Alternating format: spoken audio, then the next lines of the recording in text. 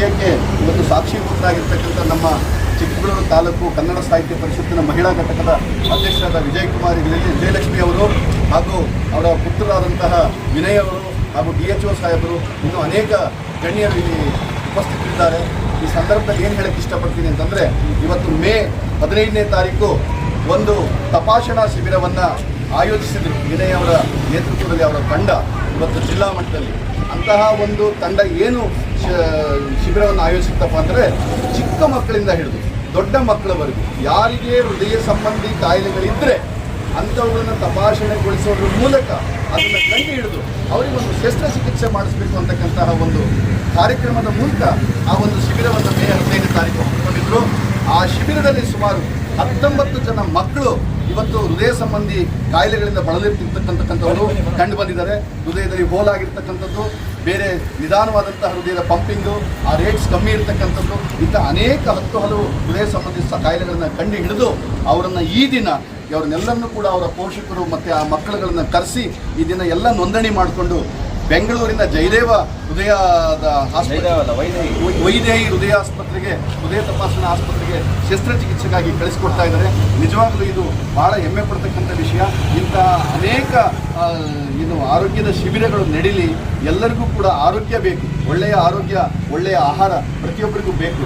ಆ ಕಾರಣದಿಂದ ಇವತ್ತು ರೈತ ಸಂಘವನ್ನು ಆಹ್ವಾನಿಸಿ ನಮ್ಮ ವಿಜಯಲಕ್ಷ್ಮಿ ಅವರು ನಮ್ಮ ಅಧ್ಯಕ್ಷರು ರೈತ ಸಂಘವನ್ನು ಆಹ್ವಾನಿಸಿ ತಾವುಗಳು ಬನ್ನಿ ಬೀಳ್ಕೊಡುಗೆನಲ್ಲಿ ಇರಿ, ಇಂತಹ ಅನೇಕ ಕಾರ್ಯಕ್ರಮಗಳಲ್ಲಿ ನೀವು ಕೂಡ ಭಾಗಿಯಾಗಿದ್ದೀರಿ, ನಮಗೂ ಕೂಡ ಸಂತೋಷ ಇದೆ. ಇನ್ನೂ 10 ಹಲವು ಕಾರ್ಯಕ್ರಮಗಳನ್ನು, ಶಸ್ತ್ರಚಿಕಿತ್ಸೆಯ ಶಿಬಿರಗಳನ್ನು, ತಪಾಸಣಾ ಶಿಬಿರಗಳನ್ನು ಆಯೋಜಿಸಿ ಅಂತಕ್ಕಂತಹ ಒಂದು ಬೆಂಬಲವನ್ನು ನಮ್ಮ DHO ಸಾಹೇಬರು ಕೂಡ ನೀಡ್ತಾ ಇದ್ರು ನಮಗೆ. ಅವರೆಲ್ಲರ ಒಂದು ಸಮಕ್ಷಮದಲ್ಲಿ ಇವತ್ತು 19 ಮಕ್ಕಳ ಒಂದು ಶಸ್ತ್ರಚಿಕಿತ್ಸೆಗೆ ಇವತ್ತು ನಾವು ಬೀಳ್ಕೊಡುಗೆ ಮಾಡ್ತಾ ಇದ್ದೀವಿ, ಒಂದನ್ನು ಕಳಿಸ್ಕೊಡ್ತಾ ಇದ್ದೀವಿ ಬೆಂಗಳೂರು ವೈದೇಹಿ ಹಾಸ್ಪಿಟ್ಲಿಗೆ. ಎಲ್ರಿಗೂ ಶುಭವಾಗಲಿ, ಎಲ್ಲರ ಶಸ್ತ್ರಚಿಕಿತ್ಸೆ ಯಶಸ್ವಿಯಾಗಲಿ ಅಂತ ಹೇಳ್ತಾ ಮತ್ತೊಮ್ಮೆ ಎಲ್ಲರ ಸಮ್ಮುಖದಲ್ಲಿ, ಎಲ್ಲರ ಸಾಕ್ಷಿಯಲ್ಲಿ ನಾನು ಹೇಳ್ತಾ ಇದ್ದರೆ ಇನ್ನೂ ಅನೇಕ ಶಿಬಿರಗಳನ್ನು ನಡೆಸೋದಕ್ಕೆ ನಮ್ಮ ವಿನಯ್ ಅವರ ಸಹಕಾರ ಇದೆ. ಹಾಗಾಗಿ ನಾವಿನ್ನೂ ಅನೇಕ ಶಿಬಿರಗಳನ್ನು ಕಳಿಸ್ತೀವಿ. ಎಲ್ಲರಿಗೂ ಆರೋಗ್ಯ, ಎಲ್ಲರಿಗೂ ಉತ್ತಮ ಆರೋಗ್ಯ, ಎಲ್ಲರಿಗೂ ಉತ್ತಮ ಆಹಾರ ಬೇಕೇ ಬೇಕು ಅಂತಕ್ಕಂಥ ಸಂಕಲ್ಪ ಕೊಡೋಣ. ನೀವು ಯಶಸ್ವಿಯಾಗಿ ಹೋಗ್ಬಂದು ಮತ್ತೊಂದು ವೀಕೆಂಡ್ ನಾವು ಸೇರಿಕೊಂಡು ಅದನ್ನು ನಾವು ಸಮಾಜಕ್ಕೆ ಸಂದೇಶ ಕೊಡೋಣ.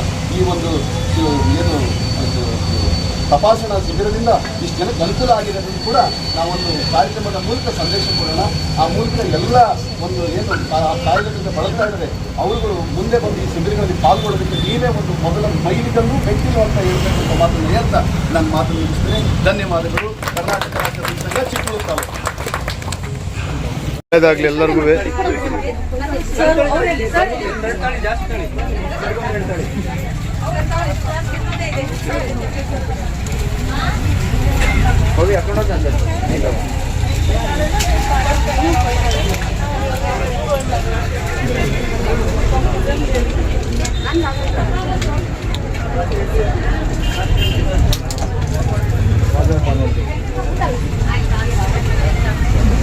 Wish you all the best. ಹೋಗಿ ಬರ್ರಿ, ಎಲ್ಲ ಮಕ್ಕಳು ಚೆನ್ನಾಗಿ ಬರಲಿ.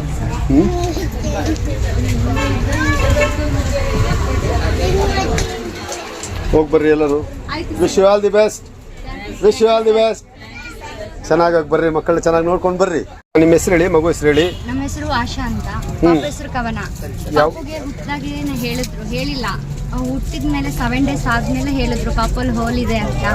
KRS ಹಾಸ್ಪಿಟಲ್ಗೆ ಹೋಗಿ ಚೆಕಪ್ ಮಾಡಿಸ್ಮೇಲೆ ಕನ್ಫರ್ಮ್ ಆಯ್ತು. ಅಲ್ಲಿ ಡಾಕ್ಟರ್ ಬಂದು ಇಲ್ಲ ಅದು ಕ್ಲಿಯರ್ ಆಗುತ್ತೆ, ರಿಕವರಿ ಆಗುತ್ತೆ. ಯಾವ ಊರು? ನಮ್ದು ಮಾಗಡಿ ಅನ್ಪಡ್ಸು.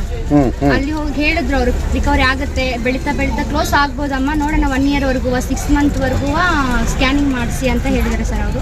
ಮತ್ತೆ ಪ್ರೀತಿ ಕೃಷ್ಣ ಹತ್ರ ಬಂದರೆ ಅಲ್ಲಿ ಅವರು ಡಾಕ್ಟರ್ ಅದೇ ಹೇಳಿದ್ರು, ಏನು ತೊಂದರೆ ಇಲ್ಲ, ಆಕ್ಟಿವ್ ಆಗಿದ್ದಾಳೆ, ಚೆನ್ನಾಗಿದ್ದಾಳೆ, ನೋಡಿ ಕರ್ಕೊಂಡು ಹೋಗಿ ಅಲ್ಲಿ ಒಂದ್ಸಲ ಕನ್ಫರ್ಮ್ ಮಾಡ್ಕೊಂಡು ಬನ್ನಿ ಅಂತ ಹೇಳಿದ್ರು. ಅದಕ್ಕೆ ಹೋಗ್ತಾ ಇದ್ದೀವಿ. ಯಾವ ಊರು? ಗುಬ್ಬಿಹಳ್ಳಿ ತಾಂಡೆ.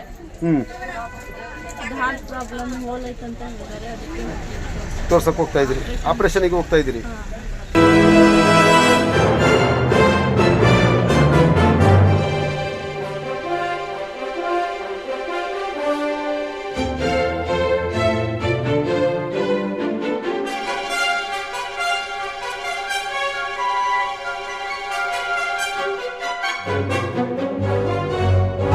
ವಿಡಿಯೋ ನೋಡಿದ್ದಕ್ಕೆ ಧನ್ಯವಾದಗಳು. ಮುಂದಿನ ವಿಡಿಯೋದಲ್ಲಿ ಸಿಗೋಣ. ಕ್ಷಣ ಕ್ಷಣದ ಸುದ್ದಿಗಾಗಿ ವೀಕ್ಷಿಸಿ ನ್ಯೂಸ್ ಕರ್ನಾಟಕ. ಸದಾ ನಿಮ್ಮ ಜೊತೆ.